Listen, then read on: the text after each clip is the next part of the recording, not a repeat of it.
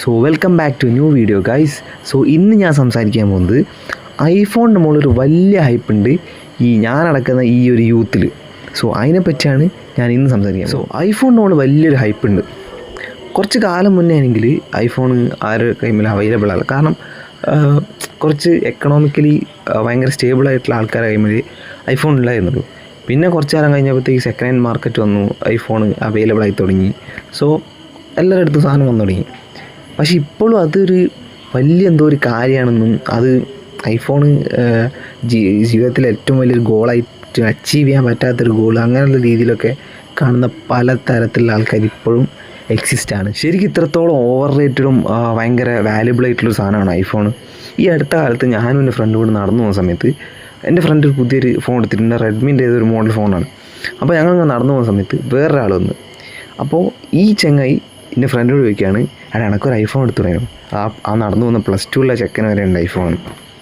ഇതിൽ എനിക്ക് മനസ്സിലായ കാര്യം എന്താ വെച്ചാൽ, ഈ പറഞ്ഞാൾക്ക് ഐഫോണിൻ്റെയും റെഡ്മിൻ്റെയും തമ്മിലുള്ള പൈസേൻ്റെ വ്യത്യാസം ഒന്നും അറിയില്ല. പക്ഷേ ഓൻ്റെ മൈൻഡ് സെറ്റ് എന്താ വെച്ചാൽ സ്റ്റാറ്റസ് ഈസ് ദ വിഷയം. സത്യം പറഞ്ഞാൽ ഐഫോൺ ഇത്രത്തോളം എന്താ ഉള്ളത്, ഒരു സാധാരണക്കാരൻ എന്നുള്ള നിലയ്ക്ക് ഞാനൊരു ഫോൺ റിവ്യൂവർ അല്ല, ഭയങ്കര ടെക്കായിട്ടുള്ള ഒരാളൊന്നല്ല, ടെക്കിനെ പറ്റി ഒരു തേങ്ങാപ്പിണ്ണാക്കം എനിക്കറിയില്ല.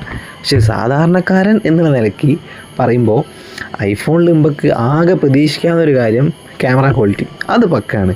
പക്ഷേ battery, storage capacity, refresh rate, അല്ലെങ്കിൽ സി ടൈപ്പ് ചാർജർ ഈ അടുത്ത കാലത്താണ് ഐഫോണിൽ വന്നത്. അത് മാത്രമാണോ? അങ്ങനെ പല കാര്യങ്ങൾ ഈ എല്ലാ ഫോണിലുള്ളൊരു കാര്യമാണ്, എല്ലാ ആൻഡ്രോയിഡ് ഫോണിലുള്ളൊരു കാര്യമാണ് ഫിംഗർ പ്രിൻറ്റ്.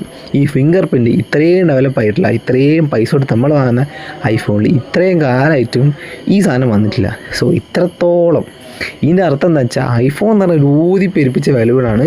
അതിൻ്റെ മുന്നിൽ 2 ക്യാമറ വെച്ചിട്ടുണ്ട്. ഈ ക്യാമറ ക്വാളിറ്റി ഉണ്ട്, പക്ഷേ ഈ ബലൂൺ എന്നും ബലൂണാണ്. ഐഫോൺ സത്യം പറഞ്ഞാൽ ഈ അടുത്ത കാലത്തായിട്ടൊരു സ്റ്റാറ്റസ് സിമ്പലായിട്ട് മാറുന്നുണ്ടോ എന്നൊരു സംശയമുണ്ട്. കാരണം എന്താണെന്ന് വെച്ചാൽ, ഈ ഐഫോൺ 15 ഫ്രഷ് വാങ്ങിയിട്ട് അതിൻ്റെ EMI അടയ്ക്കാൻ വേണ്ടി മാത്രം ജോലിക്ക് പോകുന്ന ചില ആൾക്കാരെ എനിക്ക് പരിചയമുണ്ട്. ഇത്രത്തോളം കുറ്റം പറഞ്ഞാൽ എനിക്കും ഉണ്ടൊരു ഐഫോൺ വാങ്ങാനുള്ള ആഗ്രഹം. പക്ഷേ എന്ത് ചെയ്യാൻ, എനിക്കൊരു ഹൈ റവന്യൂ ജനറേറ്റ് ചെയ്യുന്ന ഒരു സോഴ്സ് ഓഫ് ഇൻകം ഇല്ല. പക്ഷേ ഈ ഒരു സമയത്തും നമ്മൾ എന്തിനാണ് ഞെരുങ്ങി കഷ്ടപ്പെട്ട് ജീവിക്കാനുള്ള, ഭക്ഷണം കഴിക്കാനുള്ള പൈസ വെച്ചിട്ട് ഇത്രയും പൈസ എടുത്തൊരു ഫോൺ വാങ്ങുന്നത്?